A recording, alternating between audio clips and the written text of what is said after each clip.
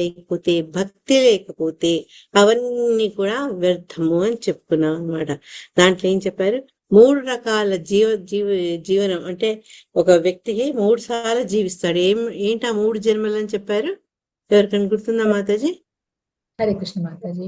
ఒకటేమో చెప్పండి. తల్లిదండ్రుల నుండి జన్మ తీసుకోవటం, దాన్ని సౌక్ర జన్మ అంటారు.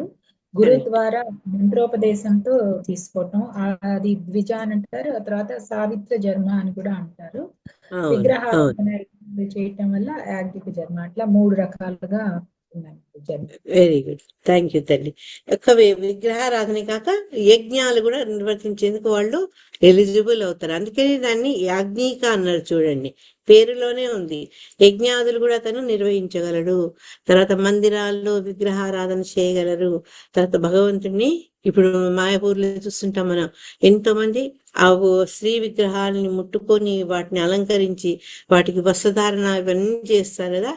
దానికి అన్నిటికీ ఉండే మినిమం క్వాలిఫికేషన్ ఏంటంటే ఈ సావిత్ర, ఈ యాజ్ఞిక, ఈ 2 ఉండాలన్నమాట. పెద్ద టెంపుల్స్ లో అయితే ఈ యాజ్ఞిక అనేది చాలా ఇంపార్టెంట్. కానీ మంది తక్కువైన అనుకోండి, అట్లాంటి చోట్ల సెకండ్ ఇనిషియేషన్, కొన్నిసార్లు ఫస్ట్ ఇనిషియేషన్ కూడా, అంటే నా హరినామ దీక్షతో కూడా నడిచిపోతుంది. నేను ఫస్ట్ మా పాప దగ్గరికి టొరంటోకి వెళ్ళినప్పుడు, అది మరి ఆ శిలా ప్రభుపాదుల వారి ఆరంభింపబడిన మందిరం. కానీ సాయంత్రం పూట ఏంటి అంటే వాళ్ళకి ఎవరు దొరకకపోయేవాళ్ళు.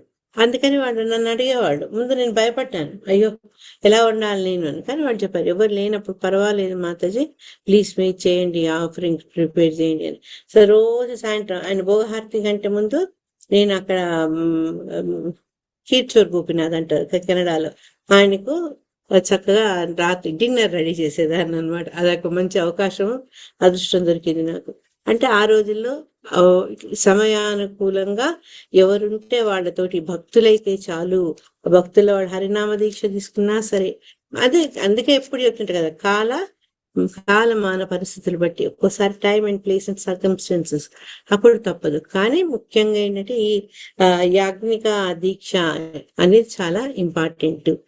తర్వాత ఏం చెప్పారంటే, వేదాల్లో చెప్పినటువంటి అనేక కర్మలు మనం ఆచరించినప్పటికీ కూడా, తర్వాత మనకు దీర్ఘాయుష్ ఉన్నప్పటికీ కూడా, తర్వాత వేదిక విద్యల్లో నువ్వు విద్యా పారంగతుడు ఎక్స్పర్ట్ అయినప్పటికీ కూడా, తర్వాత వాడు చెప్పినట్టు తూచా తప్పకుండా నియమ నిబంధనలు పాటిస్తున్నప్పటికీ, తర్వాత చక్కటి వాక్చాతుర్యం ఉంది, తర్వాత స్పెక్యులేషన్ అంటే ఏం చెప్పారు, తర్క వితర్కాల ద్వారా, తర్వాత మానసిక కల్పనల ద్వారా చేయగలిగే కెపాసిటీ ఉంది. నీ ఇంటెలిజెన్స్ ఎంత ఉన్నప్పటికీ, నువ్వెంత బలవంతుడమైనప్పటికీ, నీకెంత సామర్థ్యం ఉన్నప్పటికీ, భగవంతుడిని తెలుసుకోలేకపోతే ఇవన్నీ వ్యర్థము. ఈ విషయాన్ని 10, 11, ఈవెన్ 12లో కూడా చెప్పారనమాట. అంటే భగవంతుని అర్థం చేసుకోకుండా, మనకిచ్చిన ఈ అవకాశాన్ని మనం ఉపయోగించుకొని భగవంతుని ఆరాధించకుండా, అది మన సొంత తృప్తి కోసం మనం వినియోగిస్తే అవంతా కూడా ఫ్రూట్లెస్, అంటే ఫలం లేని నిష్ఫలమైనటువంటి ప్రయత్నాలు మనం చేస్తున్నాము అన్న విషయాన్ని మనం గుర్తుంచుకోవాలి. తర్వాత శిలా ప్రభుపాదుల వారు, ఎవరైతే భక్తి చేయరో వాళ్ళు యానిమల్స్, జంతువులతో సమానం అని చెప్పారు. ఎందుకంటే మనం జీవికి చేయాల్సిన ప్రధాన కర్తవ్యం ఏంటంటే భగవంతుని అర్చించడం, భగవంతుని యొక్క ఆనందం కోసం, ప్రీతి కోసం పాటుపడడం. అది ఎవరైతే గుర్తుంటుందో వాళ్ళు ఏంటంటే ఈ కృష్ణ కాన్షియస్నెస్ లో, భక్తిలో ముందుకు అడుగెడతారు. లేకపోతే వాళ్ళు పశువులతో సమానము అన్న విషయాన్ని చెప్తున్నారు. అనునాం అనే పదం మనకు దాన్ని సూచిస్తుందని చెప్పారు. ఎటువంటి వాళ్ళన్నా, ఎక్కడ ఉన్నా, ధనవంతుడైనా పేదవాడైనా, తర్వాత ఆరోగ్యవంతుడైనా, అనారోగ్యం కూడా మనం భగవంతుని తలుచుకునేందుకు అడ్డం కాకూడదు. అది మనం నేర్చుకోవాల్సింది. ఎట్టి పరిస్థితుల్లో సర్వకాల అవస్థలందరూ కూడా భగవంతుని సేవలోనే మనం మన జీవితాన్ని గడపాలి. ఎంత మటుకు గడుపుతున్నాం ఇప్పుడు మనకు తెలుసు, అది ఎవరికి చెప్పక్కర్లేదు. ఎందుకంటే మన ఆత్మకు తెలుసు మనం ఎంతగానో భగవంతుడి కోసం మన జీవితాన్ని అర్పిస్తున్నాం అనేది. ఎన్ని రకాల పనులున్నా, ఎక్కడ ప్రదేశాల్లో ఉన్నా, ఎన్ని ఇబ్బందులున్నా కూడా హరి యొక్క సేవ అనే దానికి అన్నిటికంటే ఇంపార్టెన్స్ ఇవ్వాలి అని చెప్తున్నారు అనమాట. అట్లా చేసినప్పుడే మన జీవితం సాఫల్యం అవుతుందని శిలా ప్రభుపాద వారు చెప్పారు. ఈ కర్మయుగంలో కానీ, జ్ఞాన యుగంలో కానీ, ధ్యాన యుగంలో కానీ భక్తి అనేది మేళన చాలా ఇంపార్టెంట్. లేకపోతే ఏంటంటే ఆ ఇంద్రియాలు ఆ వాటి యొక్క శాంక్టిటీ, వాటి పవిత్రతను కోల్పోతాయి అన్నమాట. ఎప్పుడైతే భక్తిలో మన ఇంద్రియాలంటే నిమగ్నం చేస్తామో అవి చాలా ఎలివేటెడ్ అంటే ఉన్నత స్థితికి చేరుకుంటాయి అన్నమాట ఇంద్రియాలు. అటువంటి పవిత్రత సంపాదించుకోవడం వల్ల ఈ లైక్ మైండెడ్ పీపుల్ యొక్క ఆశ్రయంలో మనం భక్తిలో ముందుకు సాగుతాం. లేకపోతే ఆ ఎవరికైతే భగవంతుడు అంటే సరిగిన అవగాహన లేదో ఈ రాజకీయాలు, ఫ్రెండ్షిప్స్ ఇట్లాంటివన్నిటిని కూడా మనము మన ఇంద్రియాల ద్వారా సేవిస్తూ తృప్తిపరుచుకుంటాం అన్నమాట. దానివల్ల మనకు భక్తి అనేది ప్రాప్తించదు. భక్తి రావాలి అంటే కేవలం భగవంతుని యొక్క సేవలో మనం ఆసక్తులమై ఉండాలి. 10వ శ్లోకంలో కూడా అదే చెప్తున్నట్టు ఈ 10, 11 మనం చెప్పుకున్నట్టు 2 భక్తి చాలా ముఖ్యము. ఎటువంటి కర్మలు ఆచరించినప్పుడు అది మనము భగవంతుడికి ప్రీతికరం అవుతుందో అటువంటి పనులే మనం చెయ్యాలి. లేకుంటే ఎంత చేసినా ఇన్పర్ఫెక్ట్ గా ఈ వ్యక్తిగత పూజలు, తర్వాత రకరకాల నోములు, వ్రతాలు ఇవన్నీ చేసినా కూడా అది భగవంతుడికి అర్పించకపోతే, భగవంతుడికి నచ్చకపోతే వేస్ట్ ఆఫ్ టైం అని చెప్తున్నారు ప్రభుపాద గారు. గత 11వ శ్లోకంలో చెప్పాలంటే ఈ భక్తియుత సేవ ఎంత ఇంపార్టెంట్ అంటే అది లేకుండా మనం తపస్సు చేసినా ఏవి చేసినా అంటే ఏవైతే గొప్పగా మనం భావిస్తామో, గొప్పగా పరిగణిస్తామో ఆ శ్రవణము, తపస్సు, వాక్కు, తర్వాత మన మనసులో మనో ప్రవృత్తులు, చిత్త ప్రవృత్తులు అన్నారు ఇక్కడ, మనో ప్రవృత్తులు, తర్వాత చక్కటి బుద్ధి, బలము, ఇంద్రియ శక్తి ఇవన్నీ కూడా ఉన్నా కూడా అది భక్తియుత సేవ లేకపోతే వేస్ట్ అని చెప్తున్నారు. అంటే ఈ భక్తియుత సేవలో భక్తి అనేది ఎసెన్స్, మిగతావన్నీ ఉపాంగాలు జస్ట్ సపోర్ట్ చేస్తూ మనల్ని ముందుకు వెళ్ళేందుకు మనకు అవి సహాయపడతాయి, కానీ కొన్నిసార్లు వెనక్కి కూడా లాగుతాయి అనుకోండి. మెయిన్ ఏంటంటే మనకు కావాల్సింది ఈ భక్తి అన్నమాట. మీరు అవేమి ఉండి భక్తి లేకపోతే దానికి అర్ధరహితం అని చెప్తూ శిల ప్రభుపాద ముండకోపనిషత్తు గురించి మనకు చెప్పారనమాట. భగవంతుడితో సంబంధం లేకుండా ఈ వేదాధ్యయనం కానీ ఏది మన చిన్నప్పుడు కూడా చూసుకున్నాం. ఈవెన్ పుస్తకాల్లో కూడా భగవత్ సంబంధమైన విషయాలు ఉండేది, నాన్ డీటెయిల్లో ఉండేది, తెలుగు సబ్జెక్ట్లో ఉండేవాడు. అంటే చిన్నతనం నుంచి కూడా భగవంతునితోటి సంబంధాన్ని కలిగించేటట్టుగా ఉండాలంట. అప్పుడే మనలో భక్తి ముందుకు వెళ్తుంది. కానీ కేవలం వేదాలు చదవడం వల్ల మనలో భక్తి ముందుకు రాదు. ఎందుకంటే దాని మీద సంపూర్ణ విశ్వాసం ఉండాలి. భగవంతుడి మీద, భగవంతుడి యొక్క వాణి మీద విశ్వాసం లేదనుకోండి, వాడికి ఒక్క వేద పండితుడైనా అతను అభక్తుడిగానే పరిగణించవచ్చు అని చెప్తున్నారు అనమాట. అన్ని చదువుతాడు కానీ దాని ఎస్సెన్స్ సర్వవేదేషు దృశ్యతి, అన్ని వేదాలు చూపిస్తుంది ఏంటి? భగవంతుడే, ఏకో నారాయణ. ఆ సంగతి తెలుసుకోలేకపోతే వాడు అంత తెలివైన వాడైనా, ఇన్నిట్లో పర్ఫెక్ట్ అయినా వాడు ఇంపర్ఫెక్టే అన్న విషయాన్ని మనకు 11, 12 శ్లోకాల్లో చెప్పారనమాట. 12 శ్లోకాలు ఇంకోటి ఏం చెప్తానంటే భగవంతుని కనుక అవగాహన చేసుకోకపోతే ఇంకా మిగతా అవన్నీ చాలా ఖచ్చితంగా పాటించినప్పటికీ కూడా అది వేస్ట్ అని చెప్తున్నారు. కొన్నిసార్లు మనం ఈ స్క్రిప్చర్స్ లో కాకుండా సొంతంగా నియమాలు పెట్టుకుంటాం. నేను ఫలానా రోజు తినను, ఫలానా చోట పడుకోని, ఇట్లా అన్ని ఏమేమో పెట్టుకుంటాం కండిషన్స్.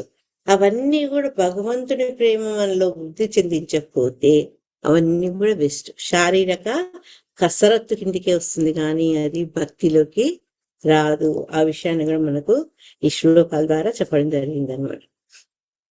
చెప్తూ 11వ శ్లోకంలో శిల ప్రభుపాద ద్వారా ఏమన్నారంటే కొన్నిసార్లు మనకు అనిపిస్తుంది మనకంటే ఈ జంతువులు చాలా అడ్వాన్స్ ఉన్నాయి, వాటి వినికిడి శక్తి కానీ, చూసే శక్తి కానీ, టచ్ కానీ మనకంటే చాలా ఎఫెక్ట్ గా ఉందనుకుంటాం కదా.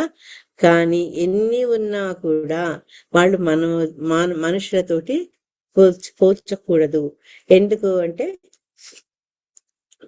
మనము వాటికి ఉన్నంత పర్ఫెక్ట్ సెన్సెస్ లేకున్నా మనకు భగవంతుడిచ్చిన ఈ ఇంద్రియాలను కేవలము భగవంతుని తృప్తి కోసం మనము వినియోగించాలి. అప్పుడే అది సార్థకత లభిస్తుంది. లేకపోతే శ్రమ ఏవకి కేవలం 12వ శ్లోకంలో కూడా అదే చెప్తున్నారు అనమాట.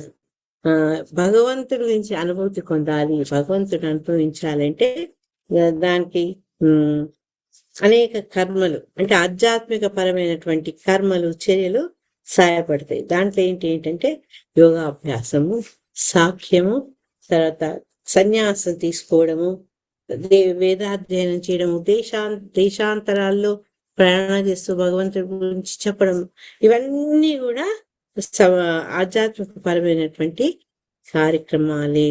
కానీ వాళ్ళు దాంట్లో ముందుకు వెళ్తారా లేదా, అది చాలా ఇంపార్టెంట్ అయిన విషయం. ఎందుకు అంటే భగవంతుడైనటువంటి హరిని, నారాయణ్ణి అర్థం చేసుకోకపోతే నీవు ఎన్ని చేసినా అవన్నీ కూడా నేను చెప్పుకున్నట్టు సున్నా సున్నా సున్నా సున్నా. నువ్వెన్ని సున్నాలు పెట్టుకో, దానికి విలువ లేదు. సున్నా పక్కన ఒకటే యాడ్ చేయి, అది పెరుగుతూ ఉంటుంది. మల్టీఫోల్డ్ పెరుగుదల మనకు కనిపిస్తుంది అనమాట. ఆ విషయాన్ని 12వ అధ్యాయంలో చెప్పారనమాట. ఎటువంటి యోగం చేసినా వాళ్ళందరికీ కూడా భక్తి అనేది ఒకానొక స్థితిలో అది చాలా తప్పనిసరి అని చెప్తున్నారు అనమాట. అందుకని ఈ హరే కృష్ణ మహామంత్రాన్ని జపించడము, వీటన్నిటి ద్వారా భగవంతుని ప్రీతి పొందించడం కూడా మనం వీటి వల్ల పొందే ప్రయోజనంలో అది కూడా ఒకటి అనమాట. సో ఈ శ్లోకం మనం చెప్పింది కర్మ, జ్ఞాన, ధ్యాన వీటన్నిటికంటే ఉత్తమమైంది భక్తి యోగం. మనం కూడా చెప్పుకున్నాం కదా, ఎందుకు అంతగానో భక్తి యోగం గురించి మాట్లాడాలి అంటే, ఎవరైతే భక్తి యోగంలో పర్ఫెక్టో, ఎగ్జాంపుల్ అటువంటి నారదుడి ద్వారా వింటున్న ప్రచేతసులకు మరి ఆ విషయాన్ని ఆయన చెప్పబోతున్నారు అనమాట. 13వ శ్లోకంలో, నిన్న 12 అయిపోయింది కదా. శ్రేయసామపి సర్వేషాం ఆత్మా హ్యవతిరర్థతః సర్వేషామపి భూతానాం హరిరాత్మాత్మద ప్రియః. హరే కృష్ణ. హరే కృష్ణ మాత చదివాను. చదవండి.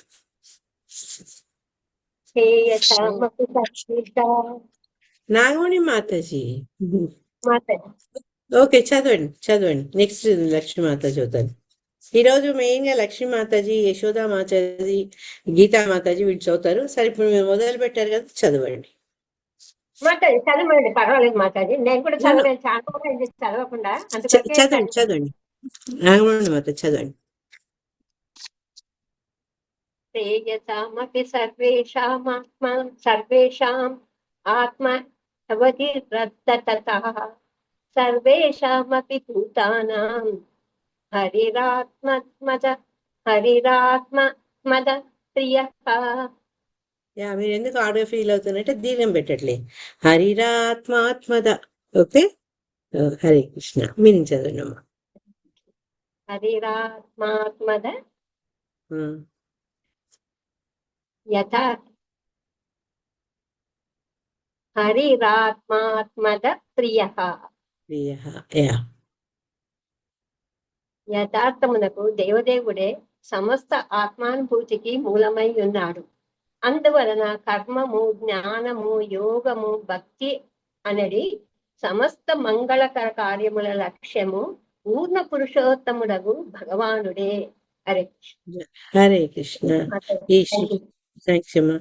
ఈ శ్లోకంలో భగవంతుని యొక్క గొప్పతనాన్ని చెప్తున్నారు.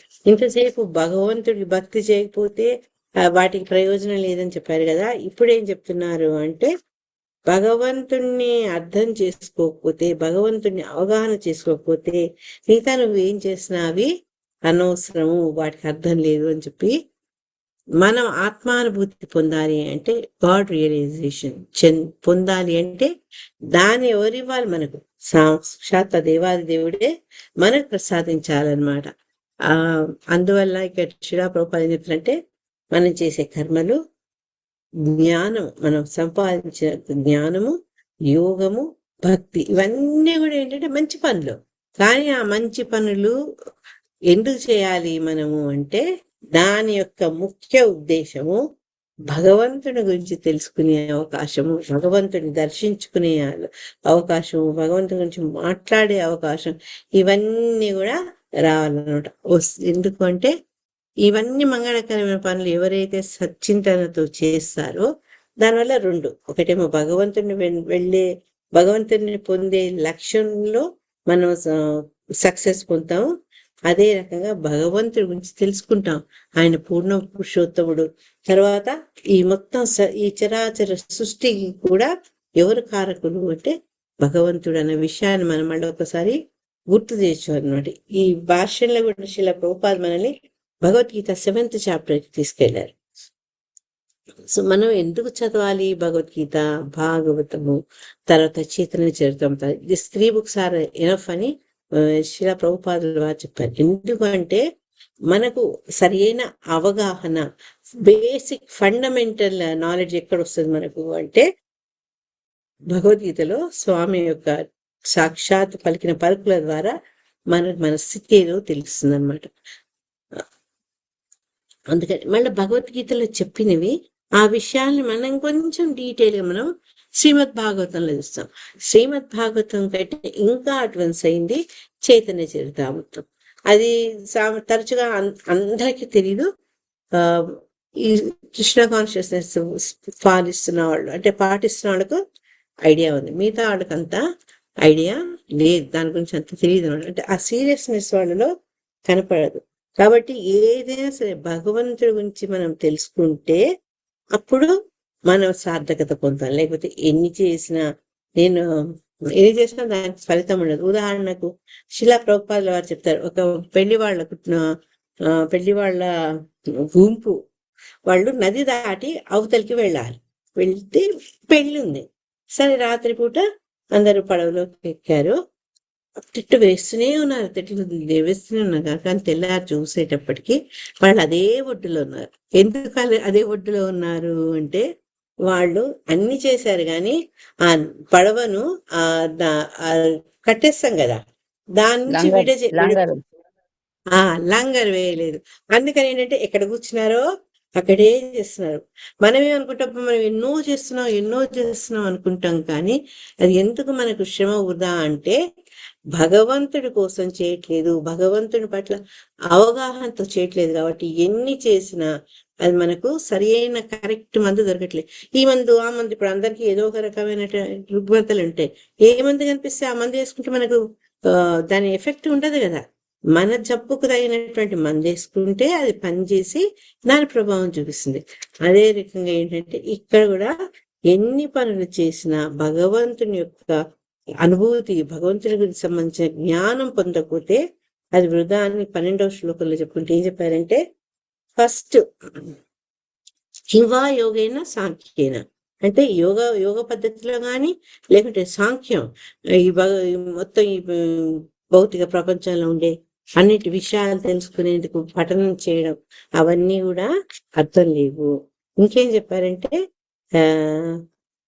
న్యాస స్వాధ్యాయోరపి అంటే ఈ స్వాధ్యాయం అంతనంతము వేదాలని చక్కగా పఠిస్తారు.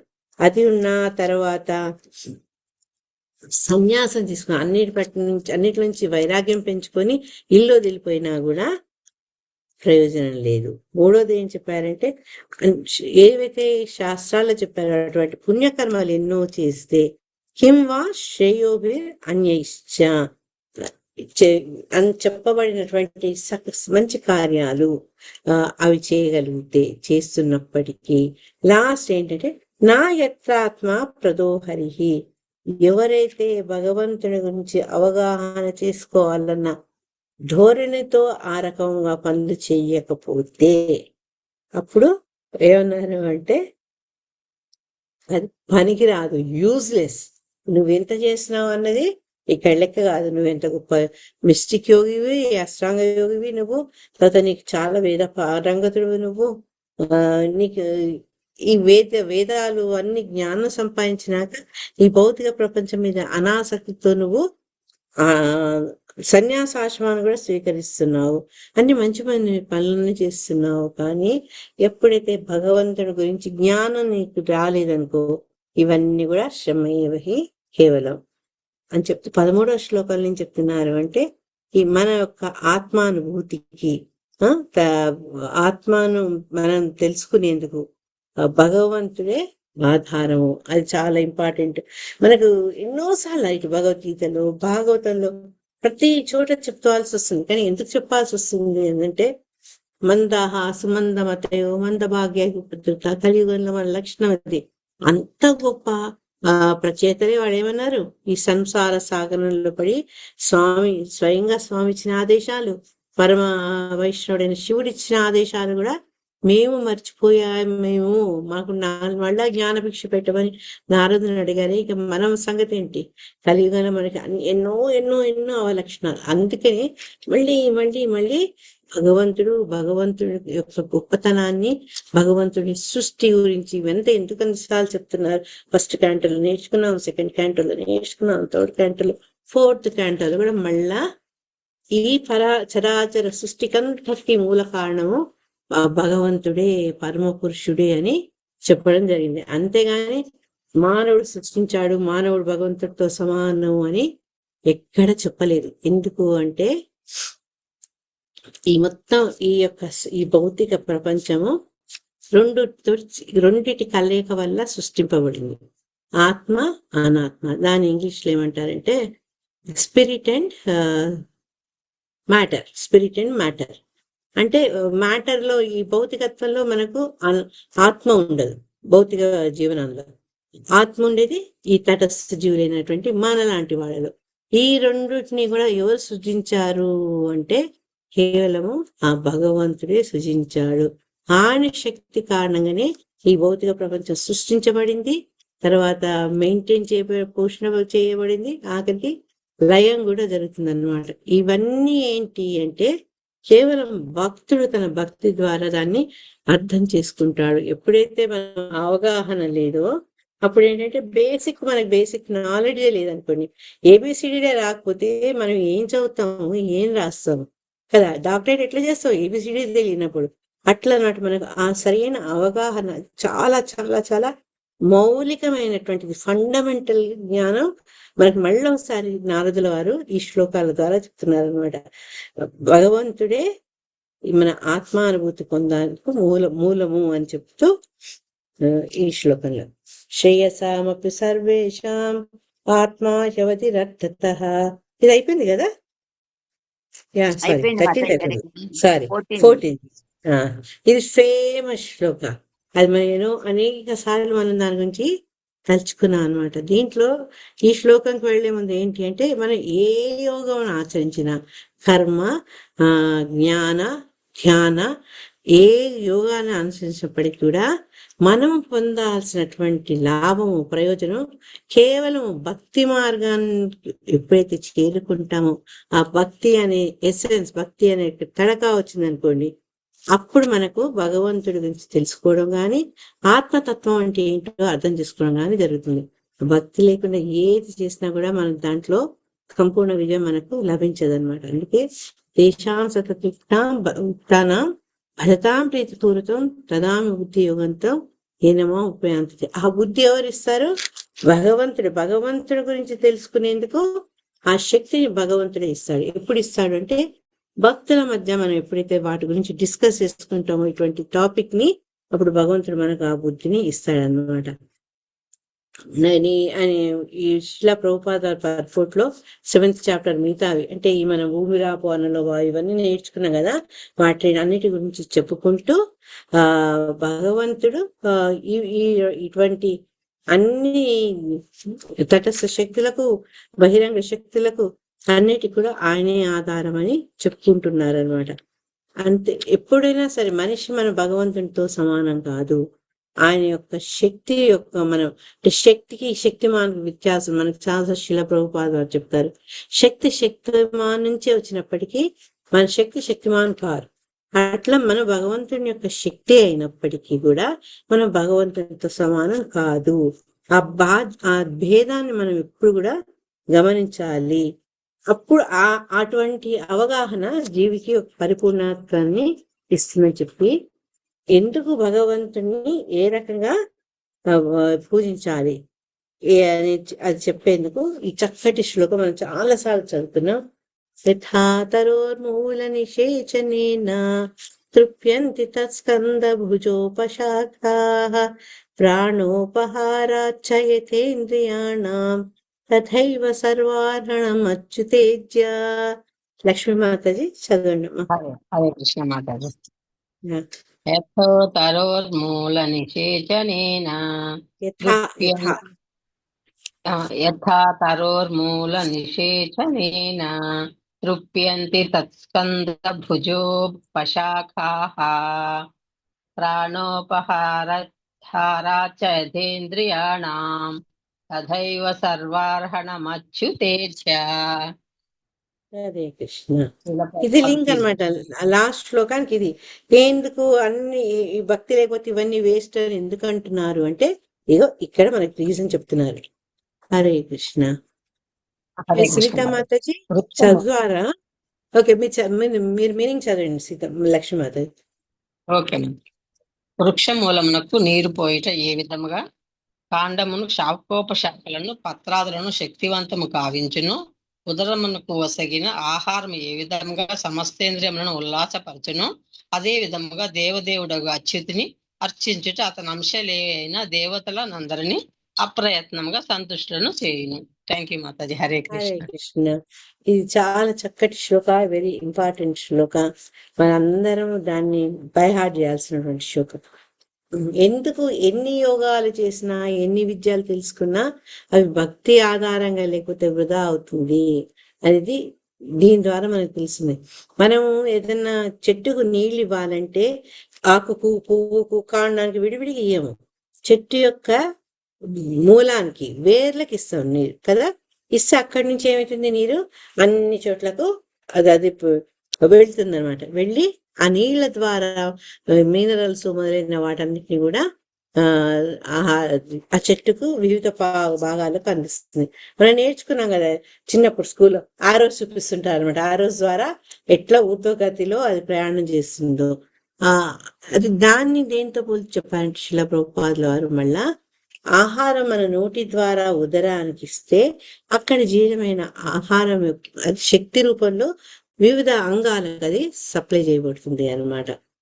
ఈ రెండింటిని దృష్టిలో ఉంచుకొని ఇప్పుడు మనం దేవతార్చన, నిన్న మాతాజీ అడిగారు కదా, మనము దేవతల్ని పూజ చేయాలా, సాయిబాబా లాంటి వాళ్ళని చెయ్యాలా అంటే నాకు స్పష్టమైన జవాబు ఏమొచ్చిందంటే, మనం అన్నీ కాదు, భగవంతుడిని కనుక ప్రీతి పొందిస్తే, భగవంతుడికి భక్తి చేస్తే ఆటోమేటిక్ గా మిగతా అందరు మీకు ఎవరి పట్ల ఆకర్షణ ఉందో, ఎవరి పట్ల ఇష్టం ఉందో వాళ్ళు కూడా ఆటోమేటిక్ గా తృప్తి పొందుతారు. అంటే మన మన పూజలు, మన సర్వస్వం మనం అర్పించాల్సింది భగవంతుడికి అనమాట. దానివల్ల ఆయన దగ్గర నుంచి మళ్ళీ మిగతా వీళ్ళంతా ఆటోమేటిక్ గా దాన్ని తీసుకొని ఆనందిస్తారు దేవతలు. ఇక్కడ మనకు విగ్రహారాధన గురించి అన్ని దేవతార్చన గురించి కూడా టచ్ చేయడం జరిగింది. చిన్నప్పుడు ఎక్కడో విన్నా నేను. ఒకసారి కాళ్ళు, చేతులు, కళ్ళు ఇవన్నీ అనుకున్నాయట. అరే మనం అంతా ఇంత కష్టపడతాము, ఆ పొట్టేమిదా ఏం పని చేస్తుంది, ఒక చోట కూర్చొని తినుడే కదా అనుకుంటారట. పాపం సెకండ్ క్లాస్ లో వచ్చింది సెకండ్ క్లాస్ లో ఉండే. హరే కృష్ణ. అదే ఎక్కడ చదువుకు అప్పుడు పొట్ట అనుకుందట, ఏంటి వీళ్ళు ఇట్లా మాట్లాడుతున్నా, సరే నా ఇంపార్టెన్స్ వాళ్ళకి తెలియాలి అని. అది పొట్ట ఏంటంటే ఇచ్చిన ఆహారం తను జీర్ణం చేసుకోవట్లేదు. పొట్టలు ఏంటి, మనం తిన్న ఆహారాన్ని జీర్ణం చేసుకొని అనేక ఎంజైమ్లు వీటన్నిటికి ఆధారంగా అది శక్తిగా విడదీసి ఆ శక్తిని బ్లడ్ ద్వారా వివిధ భాగాలకు అందిస్తుంది. కానీ ఇక్కడ ఆ పని చేయలేదు, అది కూర్చుంది అనమాట. తను ఇంపార్టెంట్ కాదు కదా. అప్పుడు ఏమైంది, మెల్లమెల్లగా 1 రోజు 2 రోజు మనకు చూడండి, నిర్జల ఏకాదశి చేస్తాం, తర్వాత జన్మాష్టమి రోజు ఫుల్ ఫాస్టింగ్ ఉంటాం, next day Prabhupada appearance day fasting ఉంటాం. మెల్లమెల్లగా మన శక్తి లెవెల్స్ పడిపోతుంటాయి. అంటే ఇక్కడ ఎప్పుడైతే స్ట్రైక్ చేసిందో పొట్ట, క్రమక్రమంగా అన్ని శరీర అంగాలకు తగిన శక్తి రాక కాళ్ళు లాగడం, చేతులు లాగడం, కళ్ళు మూతలు పడడం, ఈ రకంగా అవుతుంది అనమాట. అప్పుడు తెలుసుకున్నారు వాళ్ళు. ఐకమత్యం గురించి వస్తుంది అనుకుంటా ఆ కథ. సో ఎప్పుడైతే దేహంలో అన్ని భాగాలు సమతుల్యంగా పనిచేస్తాయో ఆ శక్తిని వాళ్ళు పొట్ట ద్వారా పొందుతున్నారన్న విషయాన్ని వాళ్ళు తెలుసుకొని అప్పుడు అది ఎవరి గొప్పతనం వాళ్ళు చెప్పుకోవడం ఆపేస్తారనమాట. సో ఇక్కడ కూడా ఏంటంటే మనం కేవలము ఆకులకు పూలకు వేయకుండా చెట్టంతా కావాలంటే మూలానికి అందియాలి చెట్లు నీళ్లు, అదే రకంగా పొట్టకు ఆహారం ఇస్తే శక్తి వస్తుంది.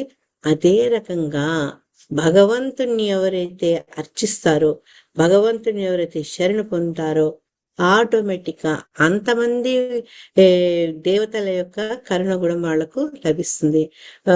పొద్దునే నేను కమలంకి మాతాజీ మాట్లాడుతుంటే చెప్తుండే, సామాన్యంగా మన ఈ కృష్ణ కాన్షియస్ లో వచ్చిన కొత్తలో ఏమనుకుంటారు, ఎందుకు కృష్ణునే పూజించండి, ఆయనే దేవాదేవుడు అంటారు. మరి నా ప్రియదేవుడు శివుడు కదా, నాకు గణపతి అంటే ఇష్టం, నాకు మురుగన్ అంటే ఇష్టం, నాకు అమ్మవారు అంటే ఇష్టం. మా ఇప్పటికి కూడా రసరాణి మాతాజీ తెలుసు, ఒక మాతాజీ ఉన్నారు మాకు తెలిసిన మాతాజీ, వాడు చాలా దేవి భక్తురాలు, మిగతా వాళ్ళని ఒప్పుకోదనమాట.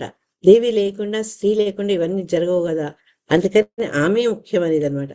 ఇట్లా మనకు ధర్మరాజు గారు చెప్పారు, శాక్తేయులు ఉంటారు, రకరకాలు, అంటే కొందరు శక్తిని పూజిస్తారు, కొందరు బ్రహ్మను పూజిస్తారు, కొందరు భగవంతుని పూజిస్తారు, రకరకాలైనటువంటి భక్తి ప్రాక్టీస్ వాళ్ళు చేస్తారు కదా. ఇవన్నీ కూడా ఏంటంటే మనం చేసే పూజలు కానీ మనం చేసే సేవలు వీటన్ని ఫలించాలి అంటే అది ఆ భగవంతుని వైపే మనము మళ్ళించాలి అని చెప్తూ శ్రీల ప్రభుపాద చక్కటి రూపగోస్వామి యొక్క కొటేషన్ ఇచ్చారనమాట.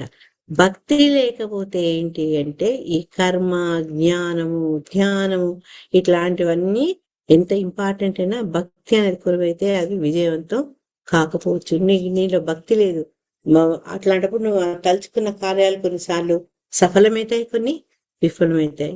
ధ్యానం కూడా అంతే, ధ్యానం నుంచి నువ్వు ఇటు అటు బట్టవచ్చు, అంటే తప్పుదారి పట్టొచ్చు ఆ ధ్యానంలోంచి. అట్లా మనకేంటంటే భక్తి అనేది మనల్ని సేఫ్ గార్డ్ చేస్తుంది, మనల్ని రక్షిస్తుంది, భగవంతుని దగ్గరికి చేరుస్తుంది అనమాట.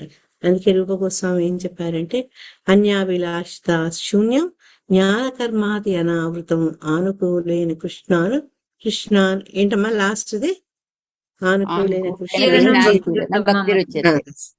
సో అటువంటి జీవనాన్ని మనం తీసుకోవాలన్నమాట. భగవంతుడి ఈ కర్మ, జ్ఞానం వీటన్నిటికంటే భక్తికి ఏదైతే అనువుగా ఉందో దాన్ని మనం తీసుకొని దాన్ని ఆచరిస్తే అది భక్తి. అంతేగాని భక్తి రహితంగా నీవు ఎన్ని గొప్ప పనులు చేసినా, ఎంత మేధావివైనా, ఎంత గొప్ప యోగివైనా కూడా అవి కంప్లీట్ కాదు అని చెప్తున్నారు అనమాట. అసలు భక్తి చేసేందుకు జ్ఞానమే అక్కర్లేదు.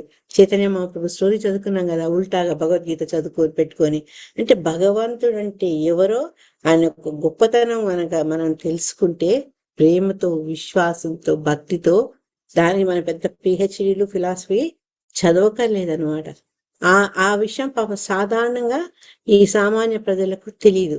ఎవరైతే భక్తి పదంలో ముందుకు వెళ్తున్నారో వాళ్ళు తెలుసుకుంటారు. కాబట్టి ఏంటంటే అవకాశం వచ్చినప్పుడు 10 మందికి చెప్పాలి, అందుకే ఈ ప్రచారం చేసేది. వాళ్ళు పరివ్రాజకులు ప్రపంచంలో నలుమూలకు పోయి, ఎందుకంటే అందరికీ ఆ విషయం అనుభూతి రాలేదు, అవగాహన లేదు. కాబట్టి భగవంతుడినే ఎందుకు శరణు వేడాలి, కృష్ణుడే దేవాది దేవుడు అని ఎందుకు అంటున్నారు, ఆయన్నే ఎందుకు మనం శరణు వేడాలి అనే దానికి ఈ చక్కటి ఉపమానాల ద్వారా మనకు శ్రీమద్ భాగవతం ఒక జవాబునిస్తుంది అనమాట. ఒక్క భగవంతుడిని పూజిస్తే ఆటోమేటిక్గా దేవతలు తృప్తి పడతారు. అదే ఈరోజు అనుకున్నాం. సామాన్యంగా అంటే మేము దోహాలు ఉన్నప్పుడు కూడా ఫస్ట్ గురు మహారాజ్ అక్కడికి వచ్చినప్పుడు ఎంతో మంది అడుగుతుండే, మేము ఇన్ని రోజులు పెడుతున్నాం మా ఇంట్లో డైటీస్ కి, వాళ్ళకి మేము భోజనం పెట్టకుండా, ఆఫర్ చేయకుండా మళ్ళీ సడన్ గా కృష్ణుడికి చేస్తే వాళ్ళకు ఓపెన్ రాదా అంటే జయప్రకాశ్ స్వామి చెప్పారంట, వీళ్ళంతా సేవకులు. ఎప్పుడైతే వాళ్ళ స్వామిని కనుక మనం సేవిస్తామో ఆటోమేటిక్ గా వీళ్ళందరూ కూడా ఆనందిస్తారు. కాబట్టి కృష్ణ భక్తిలో మనం ఏంటి అంటే ఎప్పుడైతే స్థిరపడతామో ఆటోమేటిక్ గా అందరి ఆమోదం లభిస్తుంది, మన భక్తి కూడా వృద్ధి అవుతుంది. కృష్ణ భక్తి కైలే సర్వకర్మతాయ ఇది చైతన్య చరితామృతంలో చెప్పబడ్డాన్ని శిలా ప్రభుపాద చెప్తున్నారు అనమాట. దాని వల్ల మనం అన్ని సాధించవచ్చు. అందుకే రూట్ కాస్ అన్నది నేను దాన్ని అందుకోసం 15వ శ్లోకం 16, 17 ఈ మూడిట్లో ఏంటి అంటే ఆయన్నే పూజలు అందుకునేందుకు అర్హత ఎందుకుంది, ఆయనకే అర్హత ఎందుకుంది. మిగతా వాళ్ళు మనం చెప్పాం కదా, మిగతా వాళ్ళందరూ ఆటోమేటిక్ గా ఆనందపడతారు. కానీ మనం పూజించాల్సింది, శరణ విడాల్సింది భగవంతుని యథాతరోర్ మూల, ఆయనే మూలం అని చెప్పుకున్నాం కదా. దానికి ఆన్సర్ ఈ శ్లోకంలో కూడా ఉంది. ఈ 3 శ్లోకాలు చెప్తున్నారు. యథైవ సూర్యాత్ ప్రభవంతి వారః పునశ్చ తస్మిన్ ప్రవిశంతి కాలే భూతాని భూమౌ స్థిరజంగమాని తథా హరావేవ గుణ ప్రవాహః. గీత మాతాజీ. హరే కృష్ణ. ప్రణామ్స్ మాతాజీ. హరే కృష్ణ. యతైవ సూర్యాత్ ప్రభవంతి వారః పునశ్చ తస్మిన్ ప్రవిశంతి కాలే భూతాని భూమౌ స్థిరజంగమాని తథా హరావేవ గుణ ప్రవాహాః. హరే కృష్ణ. హరే కృష్ణ. వర్షాకాలమున నీరు సూర్యుని వలననే ఉత్పన్నమై కాలక్రమమున గ్రీష్మమునందు తిరిగి సూర్యుని చేతనే గ్రహించబడును. స్థావర జంగమ ప్రాణులన్నయు భూమి నుండి ఉత్పన్నమై కొంతకాలము పిదప తిరిగి పృథివీ అందే లయముందును. అదే విధముగా సమస్తము దేవదేవుని నుండి ఉద్భవించి కాలక్రమమున తిరిగి అతని అందే ప్రవేశించును. హరే కృష్ణ. Thank you. ఎందుకు ఆయన్నే పూజించాలి, ఎందుకు ఆయనే గొప్ప అనే విషయం ఈ శ్లోకంలో చెప్పారు. లాస్ట్ శ్లోకంలో పూర్తి మీకు ఎక్స్ప్లెయిన్ చేయలేదు. శిలా ప్రభుపాద చెప్పారు, ఆకలిస్తే నోటి ద్వారా మన పుట్టకు అందిస్తాం ఆహారం, అంతేగాని ఆకలిస్తుంది కదా కాలుకి, చేతికి, ముక్కుకు, మూతికి మనము ఫీడ్ చేయం. అదే రకంగా భగవంతుడు కూడా కేవలం ఆయనకే మనం అన్ని సమర్పించుకుంటే ఆటోమేటిక్ మిగతా వాళ్ళు కూడా అది వర్తిస్తుందని చెప్పి ఇక్కడ ఏం చెప్తున్నారంటే, ఎందుకు భగవంతుడే ఆధారము, ఆయన గొప్పతనం, ఆయన విశేషత్వం ఏమి అంటే 2 పోలికల ద్వారా చెప్పారు. మన ఉట్టి చెప్తే మనకు అర్థం కాదు కదా, అర్థం కాదు అని కాదు, మర్చిపోతాం. అందుకని ఎగ్జాంపుల్స్. ఇప్పుడు రసరాణి కథలు ఎందుకు చెప్తుంది, మనకు మ్యాటర్ గుర్తున్నా ఉండకుండా ఆ కథ కొంచెం గుర్తుంది అనుకోండి, మళ్ళీ ఎప్పుడు ఆ పలానా కథ ద్వారా చెప్పానంటే అవును మాతాజీ, మనకు ఆ కథ గుర్తుంటుంది. ఇప్పుడు ఎట్లా మీ అందరికి ఆ పొట్ట అన్ను మిగతా శరీర భాగాలు మనం ఎప్పుడో చిన్నప్పుడు చదువుకుంది ఎట్లా గుర్తుకొచ్చింది. సో ఈ ఉదాహరణల ద్వారా మనకు శిలా ప్రభుపాద వారు చెప్తున్నారు. ఈవెన్ విదురునికి మైత్రేయ ముని ద్వారా కూడా చెప్పబడింది. వర్షంలో నీరు ఎట్లా వస్తుంది అసలు, మనకి వాటర్ సైకిల్ చదువుకున్నాం కదా. నీరు సూర్యుని కాంతి నీటి యొక్క ఉపరితలాన్ని ఎప్పుడైతే ఆవిరి చేస్తుందో అప్పుడు అది మళ్ళా మేఘాల రూపంలో వెళ్ళి మేఘాలు మళ్ళీ తగిన ఉష్ణోగ్రతల్లో అది వర్షిస్తుంది. అంటే సూర్యుడి వల్లనే ఉత్పన్నమవుతుంది. తర్వాత మళ్ళా అదంతా అయిపోయి వాన పడిపోయి మళ్ళా అది ఆ నీరుని మళ్ళీ సూర్యుడి ద్వారానే గ్రహించబడుతుంది వర్షాకాలంలో. అదే రకంగా ఉదాహరణ చెప్పారంటే భూమి మీద ఏంటంటే ఈ చరచరాలన్నీ ఉన్నాయి కదా, అంటే తర్వాత కదలలేనివి, ఇవన్నీ కూడా భూమి నుంచే ఉత్పన్నమయ్యాయి. భూమి, రాపో, అనలో, వాయు, ఈ పంచతత్వాలు. అందుకే మనం ఏమనుకుంటాం, భూమిలో పుట్టాడు, భూమిలో కలిసిపోయాడు అని చెప్తుంటారు పెద్దవాళ్ళు. అంటే ఈ రకంగా మన జన్మ పృథివీ ద్వారానే అవుతుంది. మళ్ళా జన్మాంతంలో ఈ చెట్టులు, చేమలు, పశువులు, మనుషులు వాళ్ళంతా మళ్ళా భూమిలోకే లయమవుతారు. ఈ 2 ఎగ్జాంపుల్స్ ఎందుకు చెప్పాల్సి వచ్చింది అంటే, ఈ సమస్త జీవకోటి గాని, ఈ చరాచర జగత్తు గాని భగవంతుడి నుంచే ఉద్భవించింది.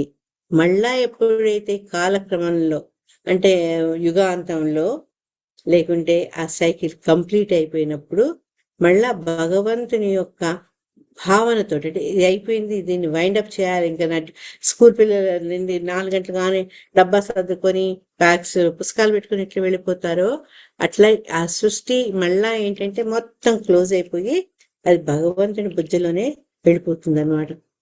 ఏదైతే భగవంతుని ద్వారా ఈ సృష్టి జరిగి మళ్ళీ అన్ని జీవులు బయటకు వచ్చాయో వాళ్ళ సమయం వచ్చినప్పుడు మళ్ళీ అన్ని కాల ప్రభావంతో అన్ని నశించి భగవంతుని అందే ప్రవేశిస్తాయి.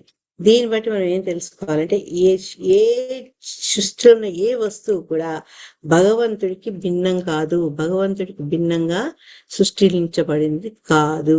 అన్నీ కూడా ఆ భగవంతుడి నుంచే సృష్టించబడ్డాయి. ఈ విషయాన్ని నిరాకారవేత్తలు తెలుసుకోలేరు, శిలా ప్రభుపాద చెప్తున్నారు. ఎందుకంటే అక్కడ వాళ్ళు భగవంతుడు అనే విషయాన్ని, భగవంతుడికి రూపం ఉందని కానీ వాళ్ళు దాన్ని సంపూర్ణంగా విశ్వసించారు కదా. శక్తి అనేది ఉందనుకుంటారు, కానీ దానికి రూపం ఉన్నటువంటి భగవంతుడు అన్న విషయాన్ని వాళ్ళు పూర్తిగా డైజెస్ట్ చేసుకోలేరు అనమాట. దాన్ని బ్రహ్మస్మృతిలో ఏం చెప్పారు అంటే, ఆయన దేహం నుంచి బ్రహ్మకాంతి, దివ్యకాంతి వస్తుంది. తర్వాత అన్ని ఈ సమస్త భూతాలు, జీవాలన్నీ కూడా ఆయన మీదనే ఆధారపడుతున్నాయి. స్వయంగా స్వామి చెప్పారు, మత్స అని సర్వభూతాన్ని. ఆయన ఈ 9వ అధ్యాయం చాలా, అందుకే పరమ గుహ్యం అని చెప్తారు, నాలెడ్జ్, కాన్ఫిడెన్షియల్ నాలెడ్జ్ అని. అక్కడ మన యొక్క ఉనికి, భగవంతుడి మనకున్న కనెక్షన్ ఏంటో చక్కగా భగవంతుడు స్వయంగా చెప్తారన్నమాట. సో ఈ మహత్తత్వం ఏదైతే, మహత్తత్వం నుంచి మనం 3వ క్యాంటోలో చదువుకున్నాం, అంతకంటే మనం చదువుకున్నాం, మహత్తత్వం నుంచి ఎడ్యుకేట్ అయ్యి అది ఏ రకంగా గుణాలు వృద్ధి పొందడము, జీవులు రావడము, రకరకాల ఇంద్రియాలు ఏర్పడము, ఇంద్రియ జ్ఞానాలు ఏర్పడడం, ఇవన్నీ ఉన్నాయి కదా. ఇవన్నీ కూడా ఎట్లా సంభవిస్తున్నాయి అంటే భగవంతుని శక్తి వల్ల సంభవిస్తున్నది. ఎప్పుడైతే ఆయన శక్తిని తీసేస్తారో, అంటే ఎప్పుడైతే మన కరెంట్ స్విచ్ ఆఫ్ అయ్యగానే చీకటి అవుతుందో, అదే రకంగా ఆ శక్తి, తను ఇచ్చినటువంటి శక్తిని తను వెనక్కి తీసుకుంటారు. అప్పుడు మళ్ళీ అంతా కూడా భగవంతుడిలో లీనమైపోతుంది, నశించిపోతాయి అనమాట. అన్ని ఈ భౌతిక సృష్టిలో ఏవి శాశ్వతం కాదు. అవన్నీ కూడా మళ్ళా ఎవరైతే సృష్టికర్తో ఆయన దగ్గరికి వెళ్ళిపోతాయి అనమాట. దాన్ని మళ్ళా బ్రహ్మ సంహితల్లో ఇంకో శ్లోకం చెప్పారనమాట. యశ్చైక నిశ్వసకాలం అథావలం జీవంతి లోమ విలజా జగదండనాథా విష్ణోర్మహాశయ సకలా విశేషో గోవిందం ఆదిపురుషం తమహం భజామి. జై శ్రీ మాతాజీ, మీనింగ్ చదవరా?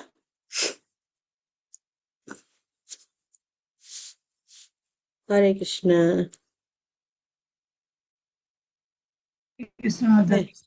చదవండి. హరే కృష్ణ. సరే, ఈ సమస్త భౌతిక సృష్టి దేవదేవుని దేహం నుండి ఉత్పన్నమై ప్రళయ సమయమును తిరిగి ఆదని అందే ప్రవేశించింది. ఈ సృష్టి లయ విధానము మహావిష్ణువు యొక్క శ్వాస మాత్రమునే సంభవం అవుతున్నది.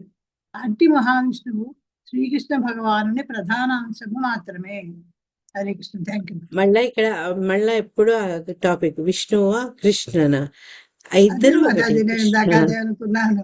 ఈ కృష్ణుడి నుంచి విష్ణువు వచ్చాడన్నది 4 ఏళ్ల నుంచి వింటున్నా కూడా ఇది ఎక్కడుంది అని నాకు ఒక్కోసారి అనుమానం వస్తూ ఉంటుంది. ఎందుకు అంటే మన చిన్నప్పటి నుంచి అమరకథ పుస్తకాలు, సినిమాలు ఇవన్నీ చూసి మనం కృష్ణుడి నుంచే ఈ అవతారాలు అనుకుంటాము, విష్ణువు నుంచి అవతారాలు అనుకుంటాం. కానీ విష్ణువు భగవంతుని యొక్క ప్రధాన అంశము.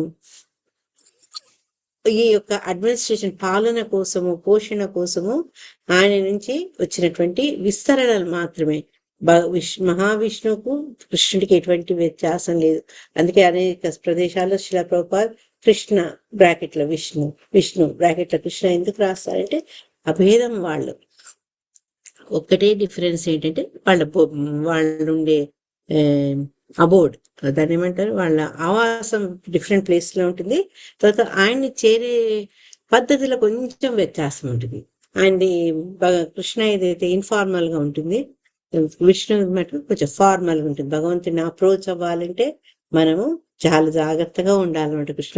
కృష్ణ భగవాన్ దగ్గర గొల్ల పిల్లవాడు, ఆయన ఆడుతూ పాడుతూ ఉంటారు, అన్ని యాక్సెప్ట్ చేస్తారు. కానీ విష్ణు దగ్గర కొంచెం నియమ నిబంధనలు మనం పాటించాల్సింది, అది ఒక్కటే డిఫరెన్స్. కానీ ఈ శ్లోకంలో క్లియర్ గా చెప్పింది ఏంటంటే, ఎట్లయితే సూర్యుడి ద్వారానే ఈ వాటర్ సైకిల్ అంతా జరగడం, మళ్ళా అదంతా సూర్యుడిలోనే నిక్షిప్తం ఎలా అవుతుందో, అదే రకంగా భూమి ద్వారా జన్మించినటువంటి ఈ జీవాలన్నీ కూడా మళ్ళా ఎప్పుడైతే వర్షాకాలం వచ్చి అన్ని చక్కగా వృద్ధి చెందుతాయి, అట్లే సంక్షోభ పరిస్థితులు వచ్చాయనుకోండి, క్షోభమా దాని ఏమంటారు, దాన్ని డ్రాట్, అట్లాంటప్పుడు ఏంటి, తిండి దొరకక జీవులు చనిపోతారు, జంతువులు చనిపోతాయి, మళ్ళీ అవన్నీ కూడా భూమిలోనే కలిసిపోతాయి. ఎక్కడి నుంచి అయితే వచ్చారో అక్కడనే కలిసిపోతాయి.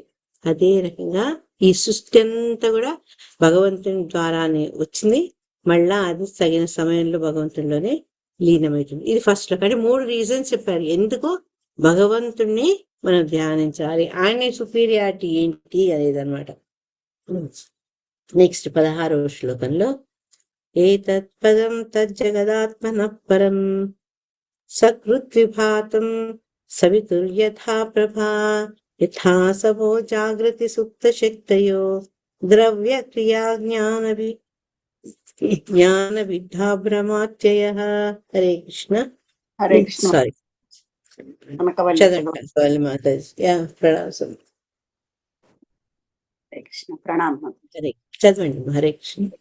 ఏతత్పదం జగదాత్మనం పరం సకృద్విభాతం సవితుర్యథా ప్రభా యథా సవో జాగ్రతి సుప్త సక్తయో ద్రవ్యక్రియా జ్ఞానభిధాభ్రమాత్యయ. హరే కృష్ణ.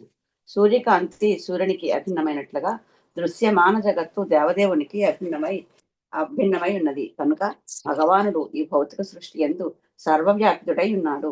ఇంద్రియములు సక్రియములై ఉన్నప్పుడు దేహము అందరి అంశములుగా గోచరించినను, దేహము నిద్రావస్థలో ఉన్నప్పుడు వ్యక్తము కాకుండాను. అదే విధముగా సమస్త జగత్తు దేవదేవునికి భిన్నముగా గోచరించినను అతనికి అభిన్నమై ఉన్నది. హరే కృష్ణ. థ్యాంక్ యూ మాతాజీ. హరే కృష్ణ. చక్కటి ఉపమానాలు చెప్పారు. ఎందుకో ఈ సూర్యకాంతి ఉపమానం మనకు తరచుగా అనిపిస్తుంటుంది. ఎందుకంటే సూర్యనారాయణ రోజు మనం ప్రత్యక్షంగా చూసుకుంటాం కదా.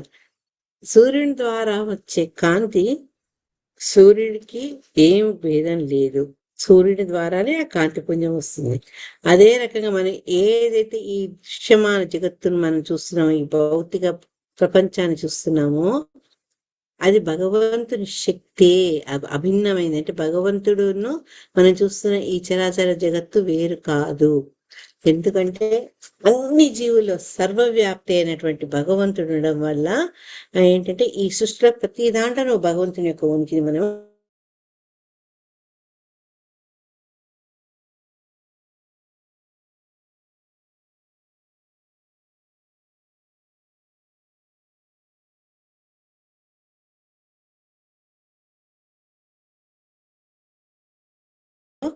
భగవంతుడు ఆయన యొక్క ధామంలో ఉంటూ కూడా ఈ మనం ఏదైతే భౌతిక జగత్తును చూడగలుగుతున్నామో, ఫీల్ అవ్వగలుగుతున్నామో, దాంట్లో మనం మన కర్మలు ఆచరిస్తున్నాం, ఇవన్నీ కూడా భగవంతుడి ద్వారానే ఏర్పరచబడినాయి అని చెప్తూ ఇంకొక చక్కటి ఉదాహరణ ఇచ్చారు. ఈ దేహంలో ఉండే వివిధ ఇంద్రియాలు, వివిధ అంగాలు ఏంటంటే దేహంలోనే ఉంటాయి. వాటి పనులు అవి చక్కగా నిర్విఘ్నంగా చేసుకుంటాయి. కానీ ఎప్పుడైతే జీవి నిద్రిస్తుంటుందో అప్పుడు ఏంటంటే మనకు నడవడం కానీ, తర్వాత చేతులతో పని చేయడం, ఇట్లాంటివన్నీ కనపడదు మనకు. అట్లని మన దేహం లేదా అంటే ఉంది, ఆ దేహము ప్రస్తుతానికి విశ్రిస్తుంది. అదే రకంగా భగవంతుడు కూడా ఆయన అనేక జీవుల్ని ఈ చరాచర జగత్తును ఆయన సృష్టించినప్పటికీ కూడా భగవంతుడు దాని నుంచి భిన్నంగా ఉన్నాడు. అందుకని భిన్నము అభిన్నం రెండు ఉన్నాయి. కాబట్టి ఏదైతే చైతన్య మహాప్రభు గురించి చెప్పుకుంటాం కదా, అచింత్య అభేదాభేద తత్వం అని, సేమ్ ఇక్కడ కూడా అదే దానికి మనల్ని లీడ్ చేస్తున్నారు అనమాట. దేహం నిద్ర అవసరప్పుడు ఆ వివిధ శరీరాంగాలు ఎటువంటి కర్మలను ఆచరించవు, కానీ అవి ఆ దేహం యొక్క భాగాలే. అదే విధంగా ఈ చరాచర జగత్తులో ప్రతిదీ కూడా భగవంతుడికి చెందినదే. అది భిన్నము అని మనం భావించకూడదు. ఎవరి అభిన్నము భగవంతుడే వాటన్నిట్లో కూడా స్థితి ఉన్నాడు. ఆ విషయాన్ని మనం గుర్తుంచుకోవాలి. శిలా ప్రభుపాద యొక్క పర్పోట్లు కూడా అదే చెప్పాలి. అచింత్య అభేద తత్వం గురించి ఈ శ్లోకం మనకు చెప్తుంది అని చెప్తూ, ఆ పూర్ణ పురుషోత్తముడు, ఆ దేవాది దేవుడు అయినటువంటి కృష్ణ భగవంతుడు ఆయన ఏంటి ఇక్కడ ఈ సృష్టి చేస్తున్నారు. సృష్టిలో అంతా ఆయన వ్యాపించినారు. సర్వవ్యాపక నారాయణ అన్ని చోట్ల వ్యాపించినారు. సేమ్ టైం ఏంటంటే ఈ దృశ్యమాన జగత్తు నుంచి ఆయన తన ధామంలో కూడా ఆయన విరాజిల్లి ఉన్నారు. అంటే ఇక్కడ ఉండగలరు, అదే సమయంలో ఇంకో చోట కూడా స్వామి ఉండగలరు. మనకు అది వీలు కాదు. నేను దుబాయ్లోనే ఉన్నా, ఎంత పోవాలనుకున్నా ఇండియాకు నా దేహం పోవాల్సిందే కానీ నేను వెళ్ళి ఏం చేయలేను అక్కడ.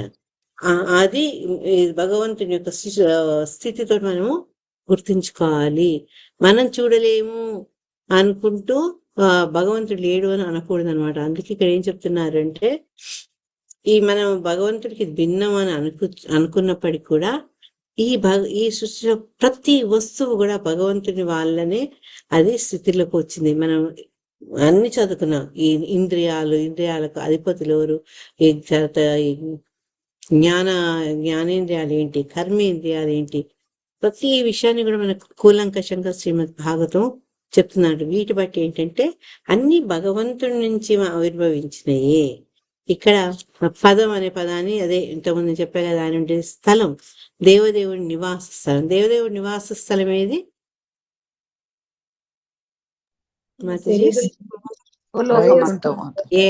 గోలోక బృందావనం. కానీ గోలోక బృందావనంలో ఉంటూ కూడా ఈ భౌతిక జగత్తులో అన్నింట్లో కూడా సర్వవ్యాపకుడై ఉండొచ్చు. మనం చూడలేము, ఎందుకంటే మన కళ్ళకు అటువంటి శక్తి లేదు. స్పెషల్ పవర్స్ లేవు, భగవంతుణ్ణి చూసే పవర్స్ మనకు లేవు. దానికి మనం ఎప్పుడు కూడా ఆ అర్హత మనం సంపాదించుకునేది మనం కృషి చేయాల్సిందే. కానీ ఈ దేవుడి నివాస స్థలం గోలోక బృందాల్లో ఉన్నప్పటికీ కూడా అని చెప్పారు. అది భగవద్గీతలో ఎలా ఉంటాయి, మెట్లు ఎలా ఉంటాయి, స్తంభాలు ఎలా ఉంటాయి, ఇల్లంతా చింతామణితోటి ఏర్పరచబడింది. ఎన్ని ఉన్నా కూడా ఏంటి అంటే అవి ఒక ఉదాహరణ అంటే భగవంతుడికే చెందుతుంది అనేది ఎందుకు చెప్పారు అంటే, ఇక్కడ ఒక ఇంట్లో ఒక యజమాని ఇల్లు కట్టుకున్నారు అనుకోండి. ఇల్లు కట్టుకున్న ఆయన ఒక రూమ్ లో ఉంటారు. ఆ రూమ్ ఒకటే నీది, ఇల్లంతా నీది కాదు అంటే ఎంత హాస్యాస్పదంగా ఉంటుంది.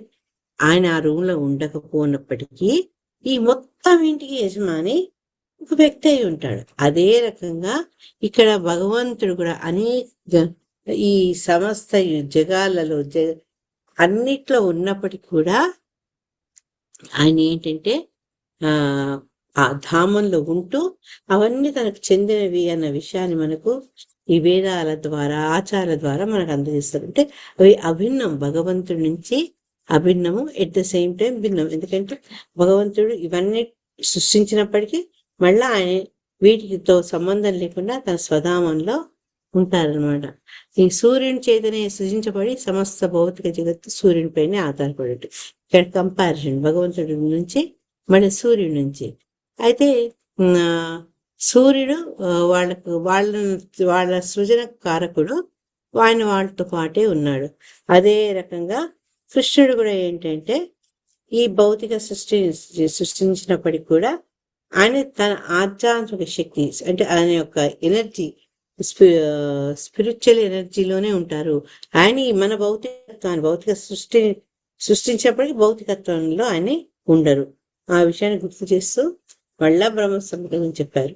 బ్రహ్మ ఏం చెప్పారు? ఈశ్వర పరమకృష్ణ సచ్చిదానంద విగ్రహ అనాదిరాది గోవింద సర్వకారణ కారణం. ఆ సచ్చిదానంద లక్షణం అని చెప్పారు.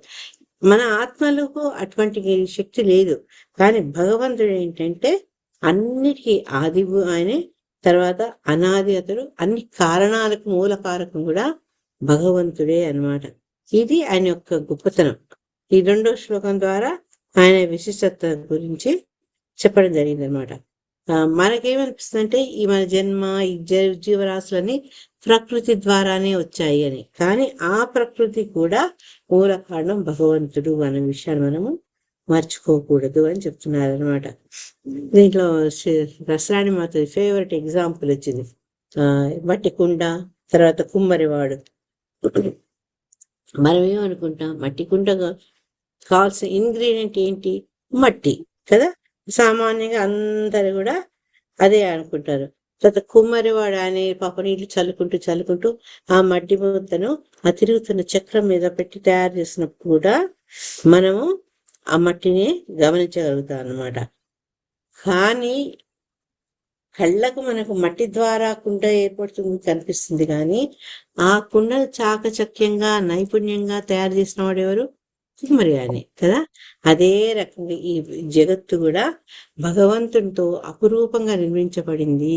మనం ఈ జగత్తును చూస్తున్నాం కానీ దాని నిర్మాణానికి వెనక ఎవరు కారకులు అన్న విషయాన్ని తెలుసుకోలేకపోతున్నాం. అందుకని ఇక్కడ శిలా ప్రభుపాద ఏమనంటే అల్పజ్ఞులు, వాటి జ్ఞానం లేకుండా మట్టి ద్వారానే వస్తుంది అనుకుంటున్నారు. కానీ దాని మూల కారకుడు మెయిన్ సంధానకర్త కుమ్మరివాడని వాళ్ళు ఎలా మర్చిపోతున్నారో ఈ జగత్తులో కూడా భగవంతుని యొక్క ఇంపార్టెన్స్ అది వాళ్ళు తెలుసుకోలేరు. మళ్ళా నేనే సృష్టించాను ఈ చరాచర జగత్తు అని చెప్పేందుకు ఆయన నైన్త్ చాప్టర్ లో పరమగుహ్యానిలో చెప్పారనమాట. మయాజక్షేణ ప్రకృతి సూయతే సచరాచరం హేతునాని కౌంతేయ జగత్ విపరివర్తతి. అంటే ఈ చరాచర జగత్తు అంతా కూడా నా ద్వారానే ప్రకటించబడింది, సృజించబడింది అని చెప్తున్నారు. ఈ సృజన శక్తి ఈ భౌతికత్వం కొన్నిసార్లు మనం చూడగలుగుతాం, కొన్నిసార్లు మనము చూడలేము. ఆ విషయాన్ని మనకి 16వ అధ్యాయంలో ఈ పైన ఏదైతే ఇప్పుడు రసరాణి మాత డిస్ప్లే చేస్తున్నారో దాన్ని బట్టి తెలిసింది. అన్ని మనం చూడక్కర్లేదు. గాలి ఉంది, గాలిని మనం చూడగలమా? చూడలేము. దాని యొక్క ఏమంటారు, గాలి ఫోర్స్ అనుభూతి చెందుతాం. అనుభూతి చెందుతాం గాలిని. ఎండల పడేస్తాం, పొద్దున రాగానే ఇంట్లో రాగానే ఒకసారి ఫ్యాన్ వేస్తాం, అప్పుడు ఎంత ఆనందంగా ఉంటుందో. అట్లే నీళ్లు, ఆ నీళ్ళ రుచి మనకు తెలియదు. ఎప్పుడైతే తాగుతామో ఆ రుచి తెలుస్తుంది. నేను చూడలేదు నీటిలో ఏ రుచి ఉందో, నేను చూడాలి అంటే అది కాదు. కొన్ని మనం చూడగలుగుతాము, ఒకసారి మనము చూడలేము. అంటే ఈ ప్రకృతిలో మొత్తం చరాచర జగత్తులో భగవంతుడు ఉన్నాడు, నేను చూస్తే గానీ నేను నమ్మను అంటే మనకు హిరణ్యకశిపులకు ఏమి డిఫరెన్స్ ఉండదన్నమాట. కొన్నిసార్లు భగవంతుడు ప్రకటితమవుతాడు, కొన్నిసార్లు ఆయన ప్రకటితం కారు. అది ఆయన ఇష్టం. 18వ శ్లోక తేనైకమాత్మానమశేష దేహినాం కాలం ప్రధానం. అమ్మా 17 అవ్వలేదు మాతాజీ. 17 కాలేదా? అన్ని ముందుకి వెళ్తున్నారు మీరు ట్రాన్స్లేషన్స్. నేను దాంట్లోకి వెళ్ళిపోతున్నా. శ్లోక అదే చెప్పండి. ఇంకో శ్లోకాకి వెళ్ళిపోతా ఉన్నారు. యథానపస్య ప్రథమః ప్రకాశ భవంతి భూపాన భవ్యంత్యనుక్రమాత్ ఏవం పరే బ్రహ్మణి శక్తయస్త్వము రజస్తమసత్వమితి ప్రవాహః. హరే కృష్ణ. లేదు సరోజన మాతాజీ, సారీ, సునీత మాత చదవండి. నిన్న మీకు అవకాశం వచ్చింది. హరే కృష్ణ. చదవండి సునీత మాతాజీ. నేను ఈ 3 లింక్ కదా, అందుకే వెళ్ళిపోతుంది నాది ఫాస్ట్ గా, శ్లోకం గురించి ధ్యాస లేకుండా. ఓకే, హరే కృష్ణ. చదవమ్మా. హరే కృష్ణ. యథానభస్య ప్రథమ ప్రకాశ భవంతి భూపాన భవంత్యనుక్రమాత్ ఏవం పరే బ్రహ్మణి శక్తయస్త్యాము రజస్తమస్తత్వమితి ప్రవాహః. రాజులారా, కొన్ని మార్లు ఆకాశమున మేఘములుండును, కొన్ని మార్లు అంధకారముండును, కొన్ని మార్లు ప్రకాశము నిండి ఉండును. ఇవన్నీయును దాని యందు వరుసగా జరుగుచుండును. అదే విధముగా పరతత్వమునందు సత్వరజస్తమో గుణముల వరుసగా ఉన్న శక్తుల వలె గోచరించును. అవి కొన్ని మార్లు గోచరించుచు కొన్ని మార్లు అదృశ్యములై ఉండును. భాష్యం చదవనమాది. Thank you. భాష్యంలో శిల ప్రభుపాద భాషను పెద్దగిచ్చారు. దీంట్లో రాజులారాని ఎవరిని అడ్రస్ చేస్తున్నారు? నారదుడు, ఎస్ మాతాజీ, థ్యాంక్ యూ. వాళ్ళు రాకుమారుల నుంచి వాళ్లకు ప్రమోషన్ వచ్చేసింది, రాజులయ్యారు. వానప్రస్థలు కూడా వచ్చేసారు. వాళ్ళతో చెప్తున్నానట నారదుడు. దాని మళ్ళా ఇక్కడ ఎట్లా అంటే ఆకాశానికి తర్వాత ఈ మనలో ఉండే గుణాలు, వీటి గురించి చక్కటి ఉపమానం అంటే పోలికతో చెప్తున్నారు అనమాట. ఆకాశంలో ఎప్పుడు మేఘాలు ఉండవు. కొన్నిసార్లు మేఘాలు ఉంటాయి, కొన్నిసార్లు మేఘాలు ఉండవు. తర్వాత కొన్నిసార్లు చీకటి అవుతుంది, సాయంత్రం అయ్యేటప్పుడు చీకటి అవుతుంది, గ్రహణం టైంలో చీకటి అవుతుంది, బాగా మబ్బులు వచ్చినప్పుడు చీకటి అవుతుంది. సామాన్యంగా ఆకాశం ప్రకాశంతో నిండిపోయి ఉంటుంది. ముఖ్యంగా సూర్యుడు, చంద్రుడు వాళ్ళు వచ్చి నిండుగా మనకు ఆ ప్రకాశాన్ని అందిస్తారు. ఇవన్నీ ఏంటంటే సైమల్టేనియస్గా జరుగుతాయి. అవి దాని ఫలానా టైంలోనే ఇలా కావాలి, ఫలానా టైంలోనే మబ్బులు ఉండాలని కాదు, అవి జరుగుతూ ఉంటాయి అన్నమాట.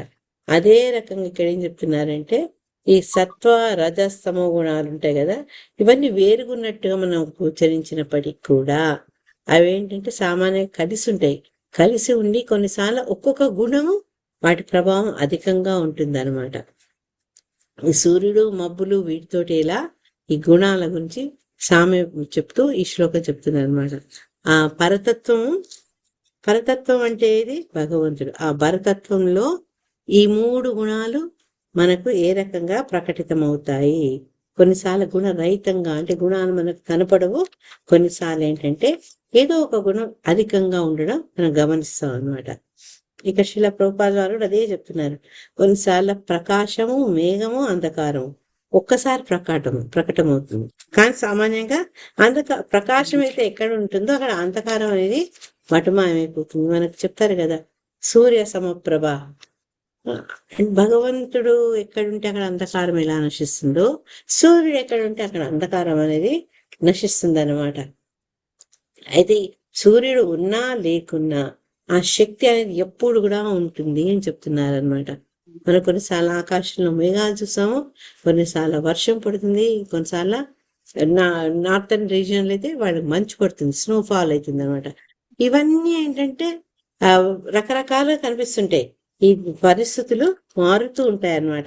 ఎందుకు ఇట్లాంటి కలుగుతున్నాయి మార్పులు అంటే సూర్యుడి మీద ఆధారపడి ఉంటుంది. అందుకే సూర్యుడు ఎప్పుడైతే బ్రైట్ గా ఉంటాడో అప్పుడు ఎండ ఉండడము, లేకుంటే కాంతి ఎక్కువ ఉండడము. సూర్యుడు ఎప్పుడైతే చీకట్లు అనే ఆ గమనం వల్ల భూమి ఇంకొక వైపు వెళ్ళాలనుకోండి, అప్పుడు మనకు చీకటి అయింది అనుకుంటాం. మబ్బులు పడ్డప్పుడు మళ్ళీ భగవంతుడు అది సూర్య భగవాన్ని చూడలేం. ఈ రకంగా అంటే వివిధమైనటువంటి చర్యలు సైమల్టేనియస్ గా ఒకదాని తర్వాత ఒకటి జరుగుతూనే ఉంటుంది అని చెప్తున్నారు అనమాట.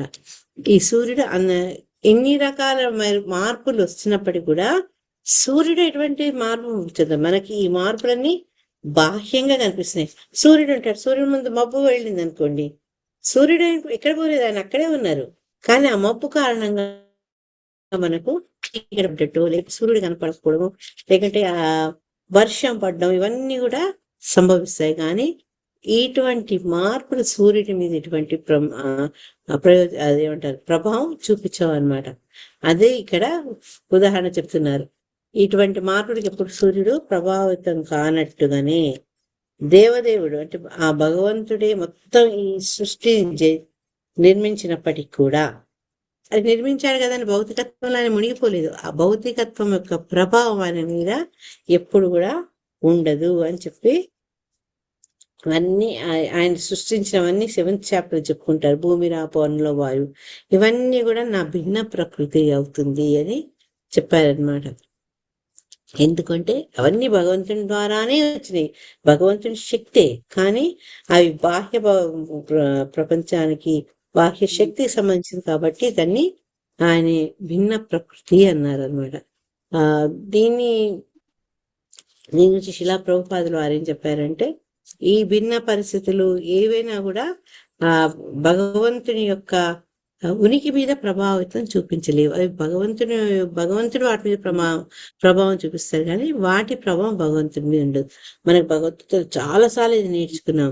అందుకని ఏంటి అంటే ఈ పరిమాణాలు ఉండవు అనే దాన్ని ప్రవాహాన్ని పదంతో చెప్పడం జరిగింది అని మనకు చెప్తున్నారు అనమాట. మన సెకండ్ శ్లోకంలో లాస్ట్ లైన్ రజస్తమ సత్వం ఇది ప్రవాహ అన్నారు. ప్రవాహ అంటే ప్రకటము. మన ఈ భగవంతుడి మీద ఎటువంటి మార్పుల ఎఫెక్ట్ వాళ్ళ మీద ఉండదు అని చెప్తున్నారు. ఎట్లయితే సూర్యుడు మేఘాలున్నా అంధకారం ఉన్నా ఏదన్నా ఆయన మీద ప్రభావం చూపించదు, అదే రకంగా భగవంతుడి మీద కూడా ఇటువంటి భౌతిక శక్తి ప్రభావం ఉండదన్న విషయాన్ని వాళ్ళ ఈ పర్పోర్ట్ ద్వారా శ్రీల ప్రభుపాద చెప్తున్నారు అన్నమాట. చెప్తూ ఈ నిన్ననే మనం అనుకున్నా చూడండి, మేకకుండే ఈ 2 తిత్తుల వల్ల క్షీరం వస్తుంది అని అనుకోవడం ఒక ఫూలిష్నెస్ అని మళ్ళీ ఇక్కడ ఇదే ఉదాహరణ చెప్తున్నారన్నమాట. ఈ దృశ్యమాన జగత్తు అంటే మనం ఏదైతే చూస్తున్నామో ఈ ప్రకటితమైనటువంటి ఈ భౌతిక జగత్తు భగవంతుడు కారణమైనప్పటికీ కూడా మనము ఏం చేస్తామంటే మనం చూడట్లేదు కాబట్టి ప్రకృతే సృష్టికర్త అనుకుంటున్నాం. అసలు సృష్టికర్త భగవంతుడు. అది తెలుసుకోక ప్రకృతి మూలంగానే ఈ సమస్తము ప్రకటితమవుతుంది అని అనుకుంటే అది ఏంటంటే మేక గొంతుపై ఉన్న తిత్తుల నుంచి పాలు వస్తాయని ఎవరైతే భావిస్తారో అటువంటి భావన అని చెప్తున్నారు. అంటే ఒక మన అవిద్య అన్నమాట. అది చైతన్య చరితామృతంలో చెప్పారు. కాబట్టి అన్నిటికీ మూలకారకుడు ఎవరు అంటే సర్వకారక ఈశ్వర పరమకృష్ణ సచ్చిదానంద విగ్రహ అనాదిరాది గోవింద సర్వకారణ కారణం. అంటే ప్రకృతి మనం చూసి ప్రకృతి ద్వారా ఇవన్నీ ఉద్భవిస్తున్నాయి అనుకుంటాం, కానీ మూల కారణం ఎవరు అంటే ఆ నారాయణుడు, ఆ కృష్ణుడు అన్న విషయాన్ని తెలుసుకోవాలి. ఇంతకుముందు చెప్పుకున్నాం కదా, కుండలు మట్టి ఇవన్నీ. సో అయిపోయింది అన్నమాట. భగవంతుడు ఎప్పుడైతే ప్రకృతి మీద తన దృష్టి సారిస్తారో అప్పటిదాకా జడత్వంతో ఉన్న ఆ ప్రకృతి అది యాక్టివ్ అవుతుంది అనమాట. అయిపోయి ఈ త్రిగుణాలు చెల్లించబడి అప్పుడు ఈ సృష్టి కార్యం మెల్లగా ఒకదాంట్లో ఒకటి ఒకటి ఒకటి ఒకటి తయారవుతాయి అన్నమాట. సో మన అవగాహన తగినట్టు ప్రకృతి కాదు, భగవంతుడే సర్వకారణకారుడు అన్న విషయాన్ని మళ్ళీసారి నొక్కి చెప్తూ 17 అధ్యాయ శ్లోకాన్ని ముగించారు.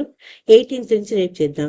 ఈ 18th శ్లోకాలు 18th నుంచి 22 శ్లోకాలు ఏంటంటే ఆ దేవాది దేవుడు ఇంత విశిష్టమైనటువంటి భగవంతుణ్ణి మన ఆనందపరచాలి అంటే కేవలం భక్తి మార్గం ద్వారానే ఆనందపరచవచ్చు. మరి ఒక బాస్ ఉన్నాడు, ఒక బాస్ యొక్క అనుగ్రహం పొందాలి అంటే ఆ బాస్కి ఏది ఇష్టమో అది చేస్తాం కదా. నీకేది ఇష్టమో అది చేస్తే ఆయన పొందుతాడో పొందడో తెలియదు. మరి ఇక్కడ సూపర్ బాస్ భగవంతుడు అని చెప్తున్నాం, ఈశ్వర పరమకృష్ణ అని చెప్తున్నాం. మరి ఆయనను సంతృప్తి పరచాలి అంటే, అంత శక్తివంతుడైన భగవంతుడిని ఆనందపరచాలి అంటే ఏం మార్గం ఉంది అంటే, ఏ మార్గం లేదయ్యా, నీకున్నదల్లా కేవలం శుద్ధ భక్తి. భక్తి యొక్క భక్తియుత సేవ నువ్వు చేసినప్పుడే భగవంతుడు ఆనందిస్తాడని 18, 19, 20, 21, 22 5 శ్లోకాల్లో నారదులు చెప్తారు. అది రేపు తెలుసుకుందాం. హరే కృష్ణ. ఎస్ అమ్మా, ఎక్కడన్నా ఏమన్నా డౌట్ ఉందా? మనం ఎన్నిసార్లు అయినా ఈ సృష్టి అనేది మనకు కొంచెం కన్ఫ్యూజింగ్ గానే ఉంటుంది. అందుకని భగవద్గీత చదివినా భాగవతం చదివినా ఎప్పుడు మళ్ళీ దాన్ని మనసు అర్థం చేసుకునే ప్రయత్నాలు చేయాలి. ఒకటే, అన్నిటికీ సృష్టికర్త ఆయనే, ఎట్ ద సేమ్ టైం ఆయన దానికి భిన్నంగా ఉంటారు. ఇదే ఇంతకుముందు చెప్పుకున్నట్టు రాజుగారు ఉదాహరణ చెప్పినట్టే, ఒక ఆఫీసర్ ఉంటారనుకోండి, ఒక ఆఫీస్ యొక్క యజమాని ఆయన రోజు వచ్చి ఆఫీస్కి వచ్చి పనిచేయక్కర్లేదు. ఆయన చేయకుండానే ఆయన యొక్క స్టాఫ్ ద్వారా ఆయన ఆధ్వర్యంలో ఎలా అయితే అన్ని పనులు సమర్థవంతంగా నెరవేర్చబడతాయో అదే రకంగా ఈ సమస్త సృష్టికి కారణభూతుడు అయినటువంటి భగవంతుడు ఆయన ప్రత్యేకంగా అక్కడ ఉండక్కర్లేదు. ఆయనకు సహకరించేందుకు అనేక దేవతలు ఉన్నారు. మనకు భగవంతుడి ద్వారా ఇవ్వబడినటువంటి అనేక శక్తులు ఉన్నాయి. వాటి ద్వారా ఈ సృష్టి మళ్ళా మనం కంటిన్యూ చేయగలుగుతున్నాం. హరే కృష్ణ. శ్రీమద్ భాగవతానికి జై.